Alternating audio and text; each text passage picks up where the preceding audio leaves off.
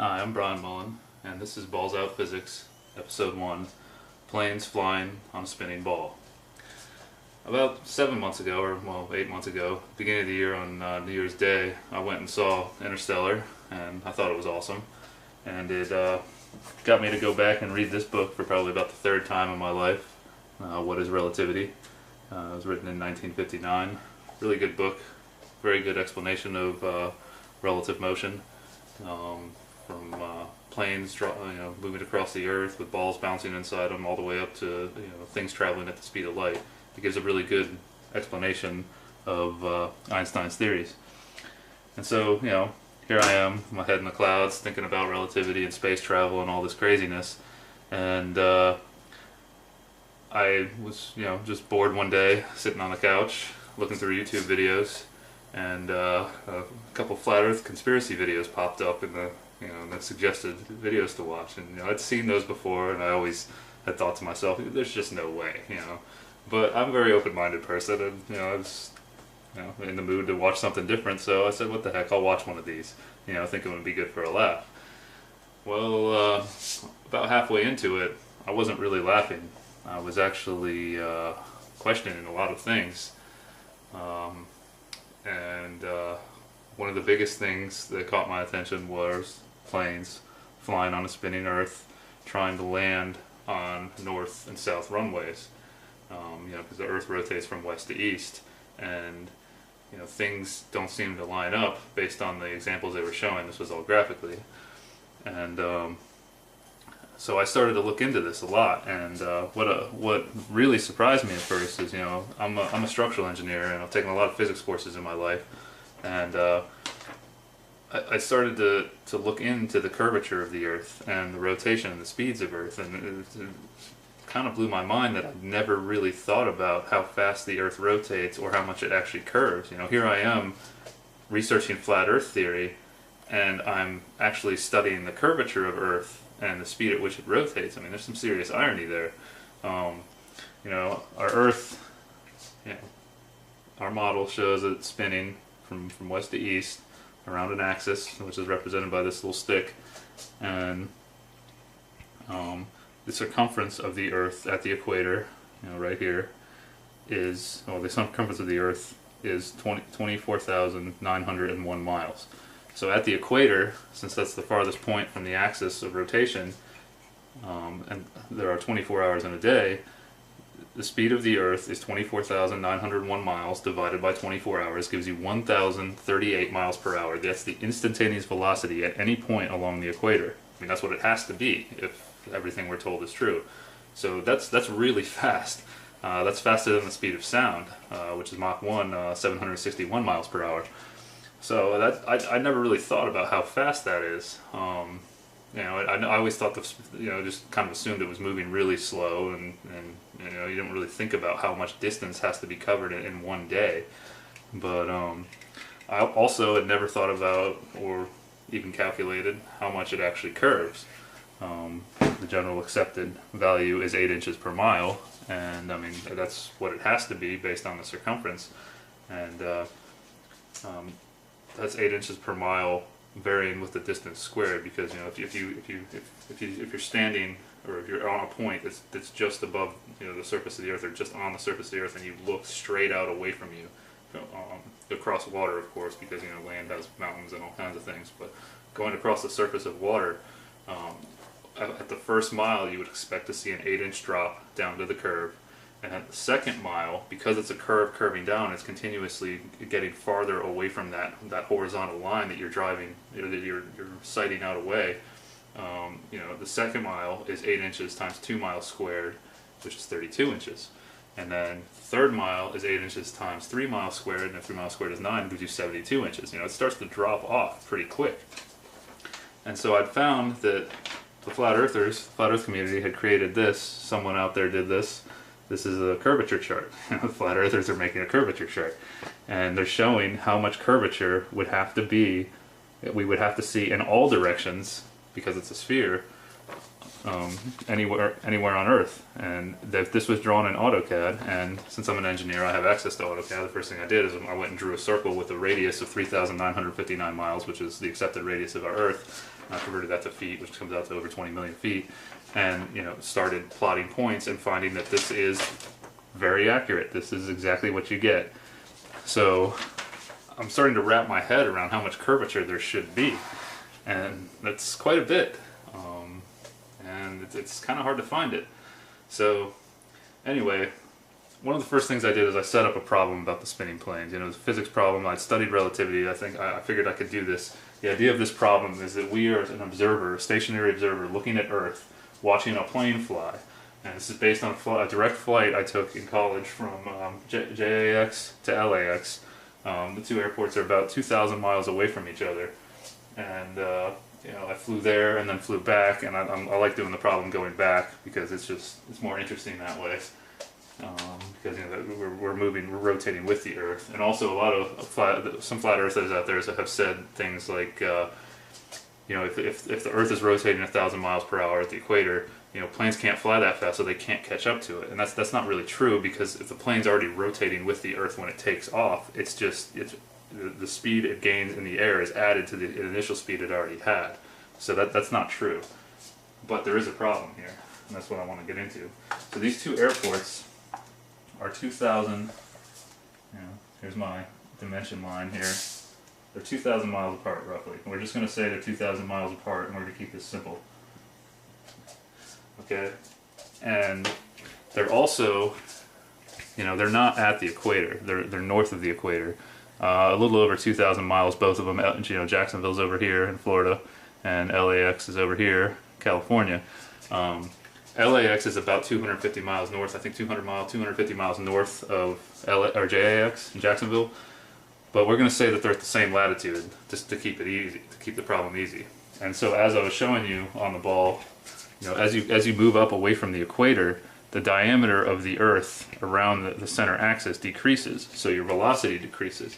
You can calculate this, and I played around with some numbers, and I got between 850 and 900 miles an hour for both airports. So I just said, let's just use 900, just to keep it easy. It's a hypothetical problem, but it is based on reality. So the reality we're all taught to believe. So here we are.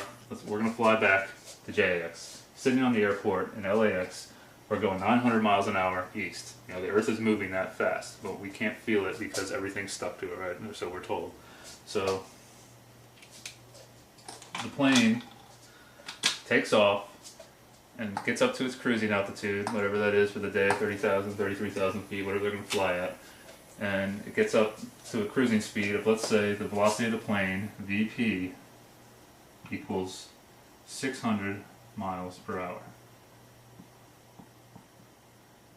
Now, since it was already moving, the velocity of the plane relative to Earth, which we'll call VPE, is now 600 plus 900 miles an hour gives us 1,500 miles per hour.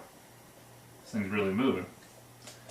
Okay, but it's relative velocity, so it only seems like 600 miles per hour to us on the plane, right? That's the theory. So everything makes sense. We're moving fast, 600 miles per hour faster than the Earth is spinning, so we're moving towards Jacksonville. But here's where we run into a problem. Let's say there's a north-south runway in Jacksonville. Now, Jacksonville's runways are actually orientated kind of 45 degrees northwest and northeast, but north-south runways do exist. You can go look on Google Earth, you'll find them. They're all over the place. And of course, LAX's runways all point east-west, and they're right on the water, or right on the ocean. So we get up here to this point. Right before they make the turn, the plane slows down. Okay, this is where the problem comes in. Planes cannot stop flying before they make a turn. They can't go to zero, and going to zero would bring you back to 900 miles per hour that you started at. But you can't go to zero because a plane has to keep flying forward to have uplift on the wings and keep itself in the air. Duh. So it's going to slow down before it makes the turn, but it's not going to zero. So let's say it slows down to 300 miles per hour. You know, and then it also, that's the speed it slows down to before it makes this 90-degree turn, or this right angle turn. So here, the plane, right before it makes the turn, is traveling at VP prime equals 300 miles per hour. And VP prime is just the new speed, okay, or the new velocity in this direction. But it's also got its relative velocity to Earth, which would be VPE prime, is now 300 from 1500 is 1200 miles per hour. So now, as this plane goes through the turn, when it gets here, say the midpoint of the turn, it's got a vector of 300 miles per hour, which is its airspeed, this VP prime in this direction, but it also still has this velocity of VPE prime right up here, 1200 miles per hour. It doesn't lose that velocity. It can't, because the Earth is spinning under it, you know, and it had that initial speed when it took off. The only way you can get rid of that is if you make the Earth stop spinning. So, you know, when you get down here and you're trying to line up with the runway, you're going 300 miles per hour towards it. Make that look a little better. You know, you still got VP prime here, but you also have VPE prime. Well, there's a real problem there, because the airport, the ground over here, is moving, you can see that, at 900 miles per hour. You know, we said the velocity of the Earth is the same at both airports. But the plane is moving to the east still at 1200 miles per hour. The plane is moving faster than the runway. They can't line up. What you actually get, if you draw this point over here, actually let's erase this and do it right here where we started. What you would actually end up with is a path that looks like this.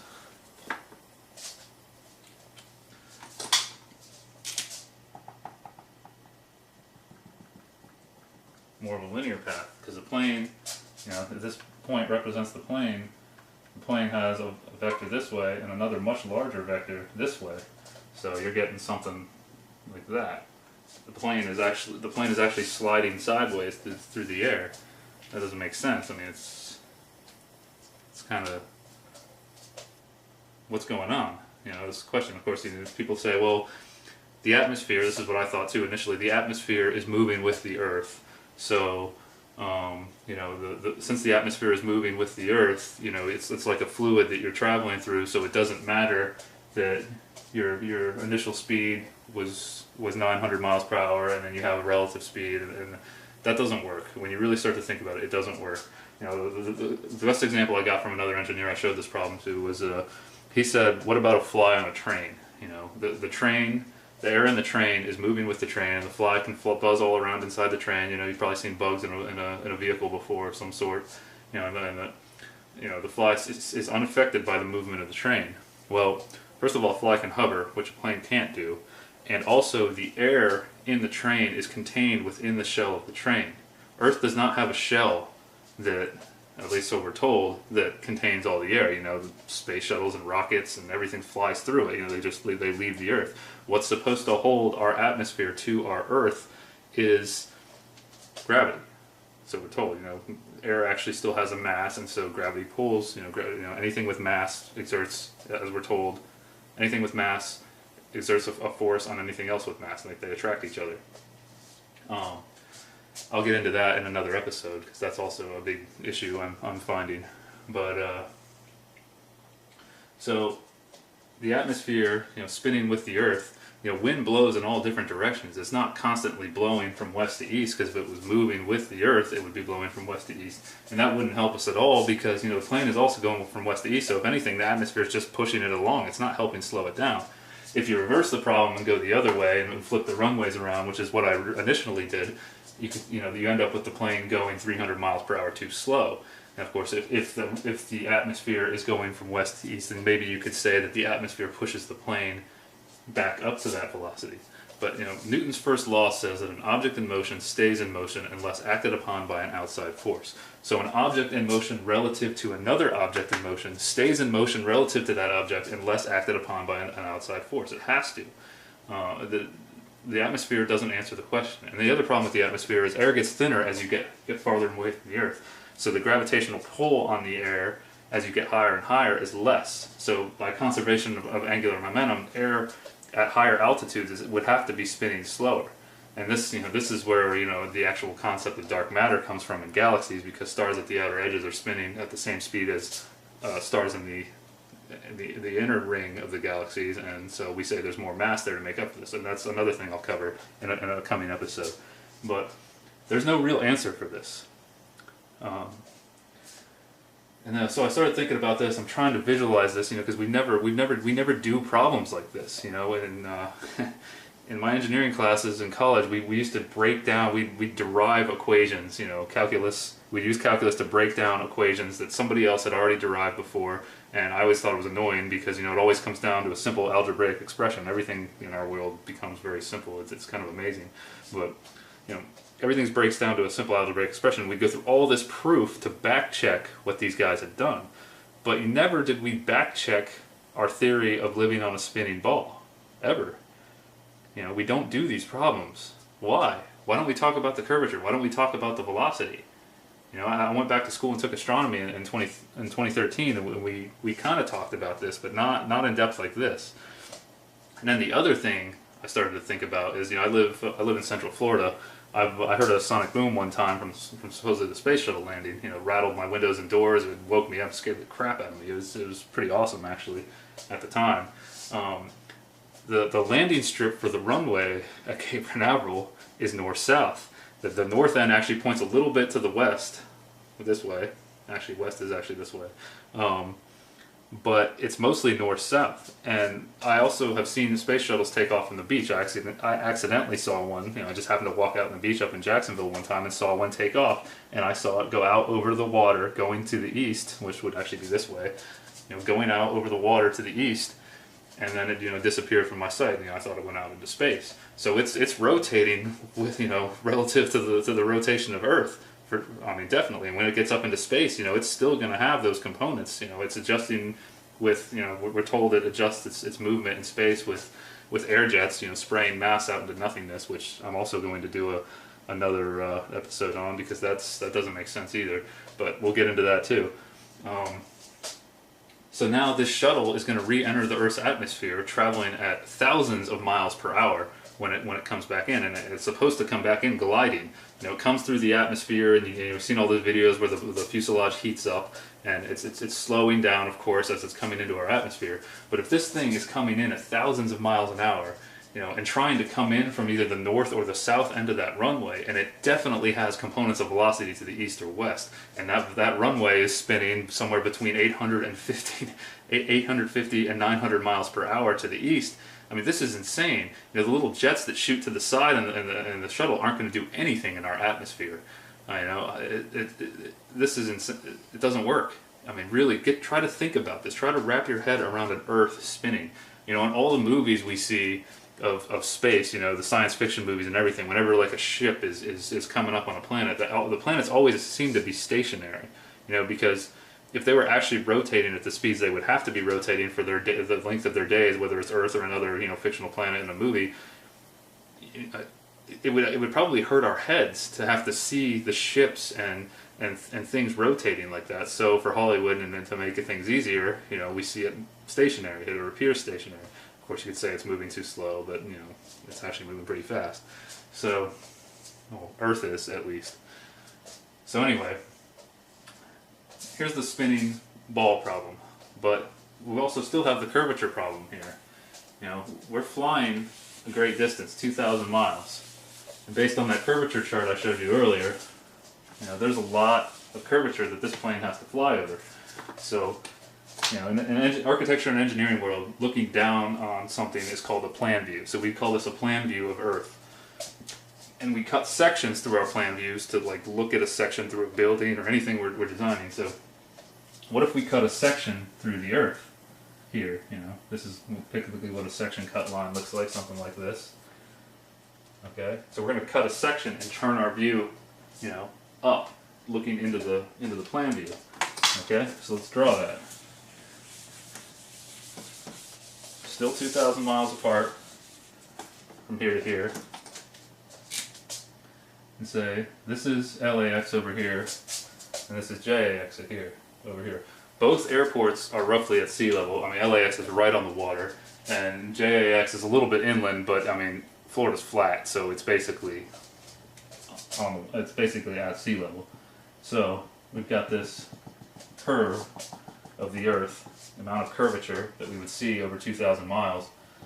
And here is our datum line, which is sea level. Okay, so this is LAX, this is JAX. Okay, so this distance here, get something, use a different color for this. This distance here to the curve would be based on 1,000 miles an hour, 1,000 miles of distance. Excuse me. I mean, this is rough because where do we actually measure? Do we measure across the curve, or do we measure the distance between the 2 points? You know, miles are linear measurements, but we'll just ignore that and just keep it simple and say 1,000 miles.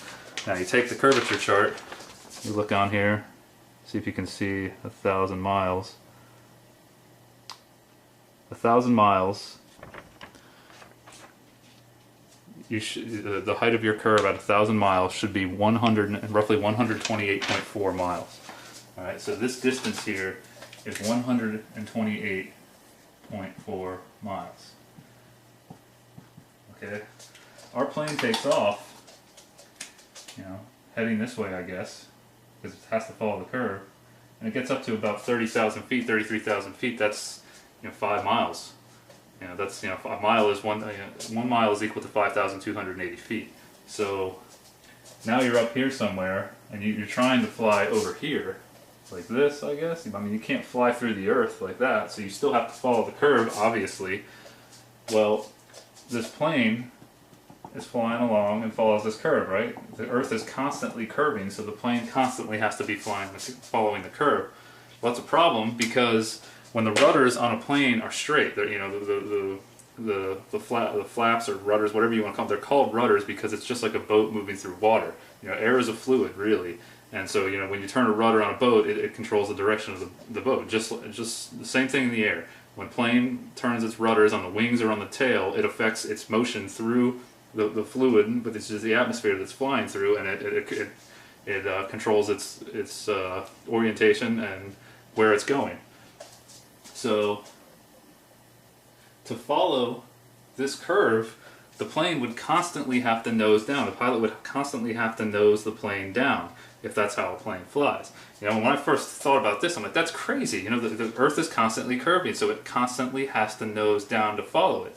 So I got on the internet and started looking up explanations for this. People have asked this question before, obviously, and the general accepted explanation for this is that gravity does it. It's basically like it's going into orbit, and because you have that force, you have this force of gravity on the plane pulling towards the center of the Earth, it makes you follow this orbital path. It's like a ball on a string spinning it around. The force in the string pulling it towards the center makes it actually rotate around. I mean, that's where the theory of all of our orbits in space comes from, is that force pulling towards the center of mass. All right. But see, there's a problem with that because the rudders on the plane are straight. Not the rudders, the rudders, the elevators, whatever you want to call them. They're straight, but we're following a curve. Okay, so even though the pilot's holding the controls or autopilot or whatever, I mean, they're making little adjustments here and there. But I mean, basically, you fly up and you level off. You feel that when you fly on a plane if you've ever flown on a plane before. So, what if? You say the gravity is the explanation for that. I said, okay. I started thinking about it. That makes sense. I thought about things orbiting Earth, but what if the pilot? Let's draw a plane again. Say up here somewhere. What if the pilot decides he doesn't want to follow the curvature of the Earth for some reason, and he wants to follow a point, a line that is tangent to the Earth, like this, a straight line. So, the pilot wants to follow that line and not fly, he kind of wants to fly up relative to the curve, I guess, or down, depending on which way you're looking at it. But, so now he's got this force of gravity that's trying to make the plane follow the curvature of Earth, based on the accepted explanation for what I was talking about before.